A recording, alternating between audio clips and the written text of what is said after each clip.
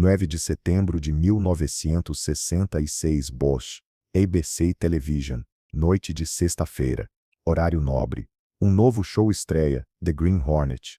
O herói, Van Williams, alto, bonito, branco, perfeitamente americano. O ajudante, Bruce Lee, baixo, asiático, motorista, personagem secundário. A ABC investiu tudo em Van Williams. Outdoors em Los Angeles, comerciais durante o intervalo do noticiário, revistas de TV com sua foto na capa. Van Williams, a nova estrela de ação, e Bruce Lee, nos créditos finais, and Bruce Lee as catou.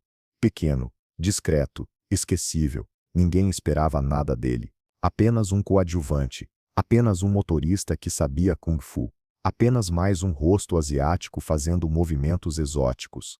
Mas 6 meses depois, Van Williams estava dando entrevistas e as pessoas perguntavam: como é trabalhar com Bruce Lee? As crianças não queriam ser o Green Hornet. Queriam ser Kato. As lojas não conseguiam manter máscaras de Kato nas prateleiras. E Van Williams começou a perceber algo que ninguém na ABC havia planejado. Ele era o protagonista no papel, mas Bruce Lee era o protagonista na tela. Como isso aconteceu? Nota: esta história foi reconstruída a partir de entrevistas com Van Williams conduzidas principalmente nos anos 1990 e 2000, depoimentos de membros da equipe de produção, registros de audiência da ABC e reportagens da época em publicações como TV Guide e Hollywood Reporter. Alguns detalhes específicos, como números exatos de cartas de fãs ou estatísticas de vendas de brinquedos, variam entre fontes, mas o padrão geral é consistente. Bruce Lee, como personagem secundário, superou o protagonista em popularidade em questão de semanas. Vamos voltar. 1975. Um ano antes da estreia, William Dozier, produtor de The Green Hornet, estava fazendo o casting. Dozier já havia produzido Mad Men, um dos maiores sucessos da TV, e agora queria replicar a fórmula: herói mascarado, ação, horário nobre. O papel principal, Britt Reid, um rico proprietário de jornal que secretamente se torna The Green Hornet. Dozier escolheu Van Williams. Por quê? Porque Van Williams tinha tudo que Hollywood procurava em 1975. Alto, quase 1,85. Presença física, aparência clássica de galã, queixo marcado, olhar confiante. Branco, perfeitamente aceitável para a América conservadora dos anos 60. Experiência. Havia trabalhado em séries de faroeste e sabia atuar na frente das câmeras. Van Williams era a escolha segura, a escolha óbvia, a escolha correta. Pelo menos era o que todos pensavam. Agora, o personagem secundário, Kato, o motorista do Green Hornet, o ajudante silencioso que lutava quando necessário. Dozier precisava de alguém que soubesse artes marciais de verdade, alguém que custasse pouco, e, acima de tudo, alguém que não ofuscasse Van Williams. E então, Bruce Lee entrou na sala de audição. Dozier assistiu Bruce demonstrar alguns movimentos. Rápido, preciso, mas pequeno, magro, sotaque asiático forte. Dozier pensou: perfeito, ele sabe lutar de verdade. Vai deixar as cenas de ação mais autênticas, e não vai roubar a cena do protagonista. Bruce Lee foi contratado. Segundo relatos, seu salário era significativamente menor que o de Van Williams, uma diferença que deixava claro quem era a estrela e quem era o suporte. Os meses de preparação passaram. Van Williams fazia sessões de fotos, entrevistas, aparições públicas. Estou muito animado para dar vida ao Green Hornet, ele dizia aos jornalistas. Bruce estava no ginásio, treinando, aperfeiçoando movimentos que ninguém ainda tinha visto na TV americana. Ninguém prestava atenção. Afinal, ele era apenas Kato. 9 de setembro de 1966. Primeiro episódio, The Silent Gun. Milhões de americanos sintonizaram e viram Van Williams como Britt Reid, Hulk o poderoso, comandando a cena, e viram Bruce Lee como Kato. Poucas falas, seguindo ordens, dirigindo o carro, tudo estava exatamente como planejado. Van Williams tinha mais tempo de tela, tinha os diálogos principais, estava no centro da história, e Bruce Lee aparecia em algumas cenas, alguns minutos de ação, nada excepcional, nada, até que as cenas de luta começaram. A primeira vez que a América viu Kato lutar, 3 homens cercam o Green Hornet em um depósito escuro. Van Williams se prepara para lutar. Postura clássica de herói. Punhos erguidos. E então Kato entra no quadro. E em 12 segundos, 3 homens no chão. A câmera mal conseguiu acompanhar. Chutes que pareciam desafiar a física. Movimentos tão rápidos que pareciam borrados. E Kato nem estava ofegante. Apenas voltou para a posição inicial esperando. Silencioso. Calmo. Letal. 20 milhões de pessoas assistiram àquela cena. E 20 milhões de pessoas pensaram a mesma coisa. O que foi isso? Segunda-feira, 12 de setembro de 1966. 3 dias após o primeiro episódio. Playgrounds, escolas, ruas da América suburbana. Crianças brincando. Mas não estavam brincando de Green Hornet. Estavam brincando de Kato. Eu sou o Kato. Olha meu chute. Não, eu sou o Kato.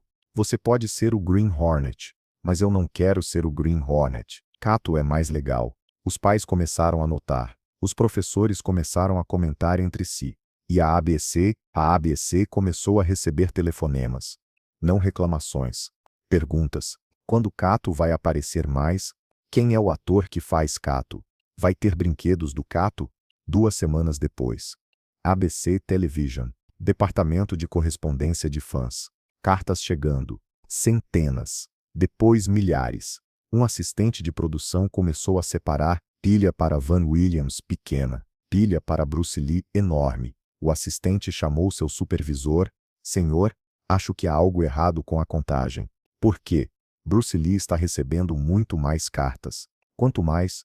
Tipo, a maioria esmagadora. Oeste supervisor verificou. Depois chamou William Dozier. Dozier leu os números. E segundo relatos de pessoas próximas, ele ficou em silêncio por um longo momento. Depois disse algo que ninguém esperava. Nós construímos o show ao redor da pessoa errada, mas não eram apenas as crianças. Outubro de 1976. Lojas de departamento por toda a América. Máscaras do Green Hornet, encalhadas nas prateleiras. Máscaras do Kato, esgotadas em dias. Um gerente de loja em Los Angeles lembrou anos depois. Encomendamos muito mais produtos do Green Hornet, porque ele era o personagem principal. Mas as crianças não queriam. Elas pediam Kato. Tivemos que fazer pedidos urgentes. E mesmo assim, não era suficiente. Brinquedos, pôsteres, action figures. Tudo com a imagem de Kato vendia rápido. Tudo com a imagem de Green Hornet ficava. O mercado estava falando. E estava falando alto. No set, Van Williams começou a perceber. Quando ele chegava pela manhã, a equipe o cumprimentava normalmente. Bom dia, Van. Bom dia. Profissional, cordial, rotineiro. Mas quando Bruce chegava, as conversas paravam. As pessoas se viravam. Bruce, cara, aquele movimento que você fez no último episódio, como você fez aquilo? Você pode me ensinar? Meu filho está obcecado com Kato. Você pode autografar isso para ele? Van Williams assistia. E no começo, ele sentiu algo apertando no peito. Não era raiva. Não exatamente. Era confusão. Ele era o protagonista. Seu nome vinha primeiro. Ele tinha o maior salário. Mas Bruce era quem todos queriam ver. O momento da virada. Bastidores. Semana 8, uma tarde no set. Entre as gravações. A equipe está descansando. Conversando. Van Williams está sentado, revisando seu roteiro. Alguém liga a TV do camarim. Notícias locais. E o repórter diz: The Green Hornet continua atraindo audiência, especialmente por causa do personagem Kato, interpretado pelo artista marcial Bruce Lee. Crianças por toda a cidade estão obcecadas com suas cenas de luta. A sala fica em silêncio. Todo mundo olha para Van Williams. Van Williams olha para a TV. Depois olha para baixo. Ninguém diz nada. Porque todos sabem. Todos percebem. A estrela do show não é quem deveria ser. Bruce Lee entra no camarim naquele momento. Vê todo mundo olhando para ele. O que foi? Silêncio. Bruce olha para a TV. Vê sua própria imagem. Entende.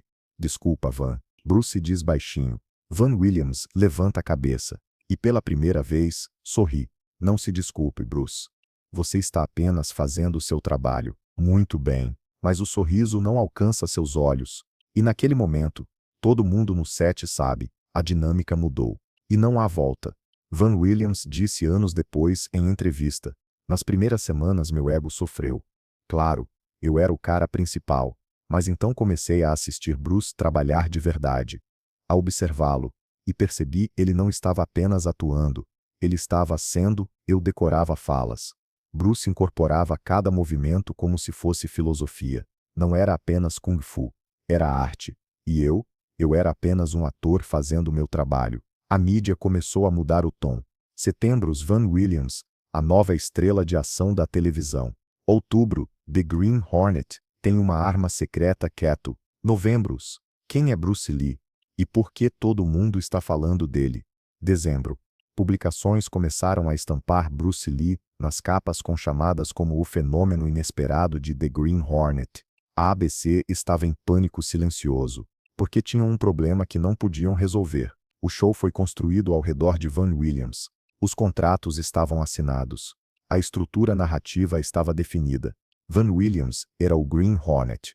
Isso não podia mudar, mas o público não liga para estruturas narrativas ou contratos. O público queria mais Kato.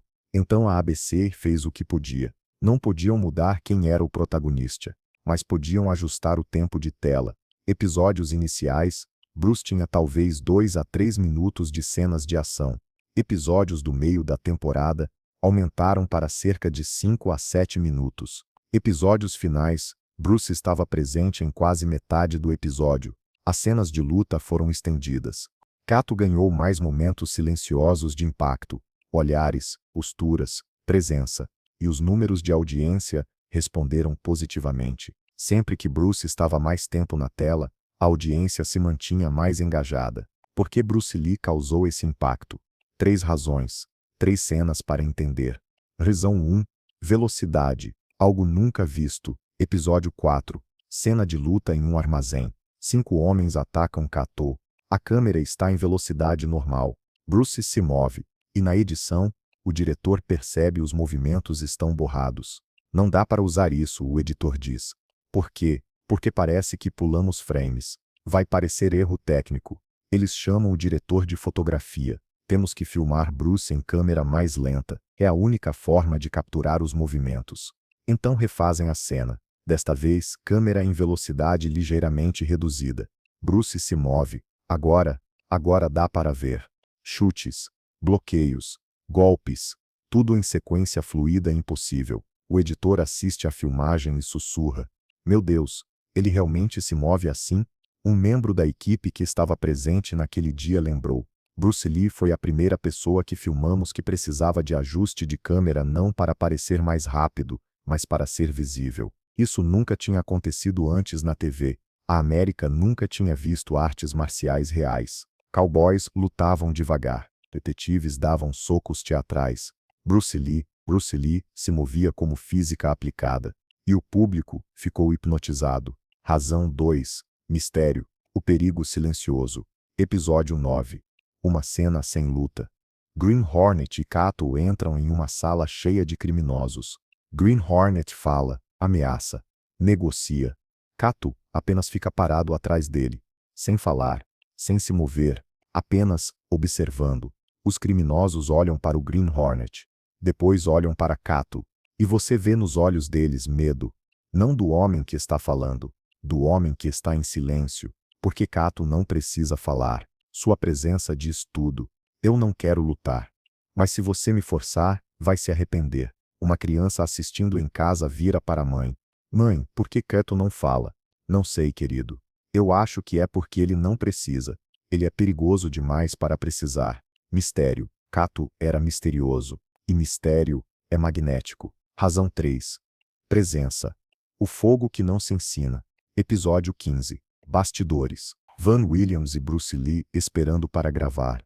Van está lendo seu roteiro, focado, profissional. Bruce está alongando, olhos fechados, respirando. Um assistente de produção novo olha para os dois. Vira para um colega mais velho. Quem é o protagonista? Este colega aponta para Van e ele. O assistente franze a testa. Mas parece que é o outro.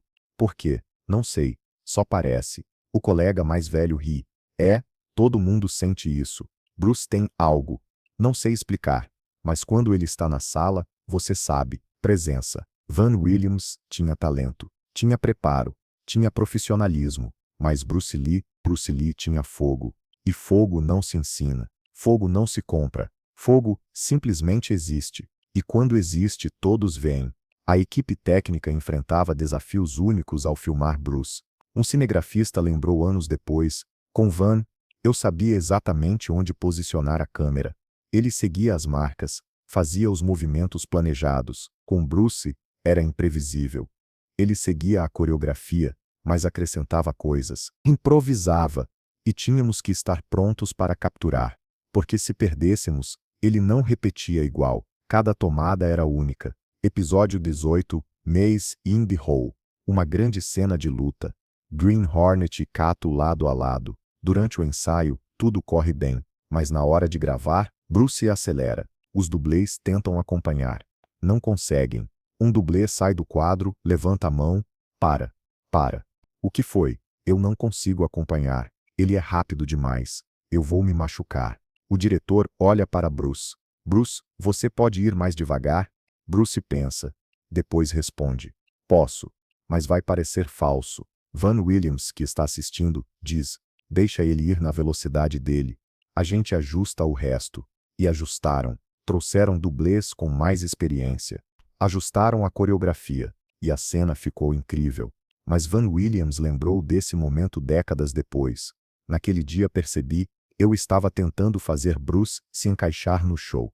Mas talvez, o show devesse se encaixar em Bruce. Dezembro de 1966. Publicações especializadas em TV começaram a cobrir o fenômeno Kato. Uma matéria destacou, raramente na história da televisão, um personagem secundário capturou a imaginação do público desta forma. Outra observou. Van Williams é um protagonista competente. Mas Bruce Lee é algo diferente. Van Williams leu essas matérias. E pela primeira vez desde o início do show, ele não sentiu ciúme. Sentiu alívio. Porque finalmente havia palavras para o que ele já sabia. Ele era bom. Bruce era extraordinário. E não havia vergonha nisso. Janeiro de 1967. A ABC estava em reuniões de planejamento. Renovar The Green Hornet ou cancelar. Os números não eram ruins, mas também não eram excepcionais. O problema, competição. The Green Hornet estava no mesmo horário que Mad Men, o maior fenômeno da TV, e Mad Men estava dominando. Além disso, produzir The Green Hornet era caro. Cenas de ação, efeitos especiais, dublês especializados.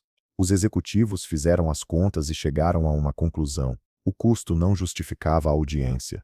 Decisão: cancelar após a primeira temporada. Maio de 1967.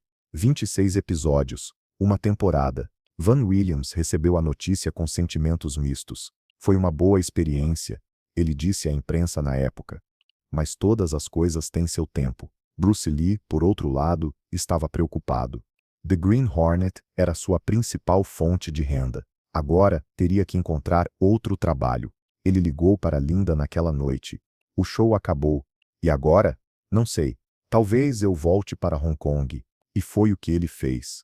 A ironia do cancelamento. Se The Green Hornet tivesse sido renovado, Bruce teria ficado em Hollywood, como coadjuvante, ganhando um salário modesto, fazendo o que Hollywood permitisse que ele fizesse. Mas o show foi cancelado. E sem opções em Hollywood, Bruce voltou para Hong Kong. E em Hong Kong, tudo mudou. 1971, 4 anos depois do cancelamento, Bruce Lee estava em Hong Kong, fazendo filmes, The Big Boss, Fist of Fury, quebrando recordes de bilheteria, tornando-se não apenas uma estrela, mas um fenômeno cultural. E então, Hollywood ligou. Bruce, estamos interessados em trabalhar com você. Bruce lembrou de 1966. Lembrou de ser o motorista, coadjuvante, o rosto asiático fazendo Kung Fu. Quanto vocês estão oferecendo? Os números que Hollywood ofereceu eram significativamente maiores do que o salário de The Green Hornet. Mas Bruce queria mais. E desta vez, Hollywood pagou. Porque agora, Bruce Lee não precisava de Hollywood. Hollywood precisava de Bruce Lee. 1973. Enter the Dragon. Estreia globalmente. Van Williams foi ao cinema. Sozinho. Em uma sessão da tarde, sentou no fundo da sala e assistiu Bruce Lee dominar a tela. Quando o filme terminou e os créditos começaram, Van ficou sentado. As pessoas saíam, comentando, animadas. Bruce Lee é incrível. Melhor filme de ação que já vi. Van Williams ficou ali, assistindo os créditos rolarem. Mais tarde, ele contou a um amigo, eu dividi a tela com ele por uma temporada. E agora o mundo inteiro sabe quem ele é. E quase ninguém se lembra de mim. E sabe, isso não me incomoda mais. Porque eu vi o talento dele de perto. E eu sempre soube Bruce não era para ser coadjuvante. Era só uma questão de tempo até o mundo perceber. Anos 1990.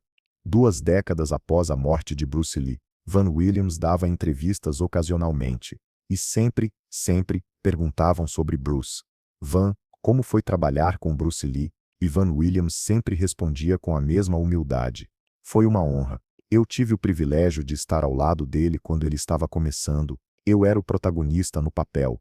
Mas Bruce era o protagonista no espírito. E o público sempre sabe a diferença. Hoje, mais de 50 anos depois, The Green Hornet ainda existe. Não como um show memorável por si só, mas como aquele show onde Bruce Lee era o Kato.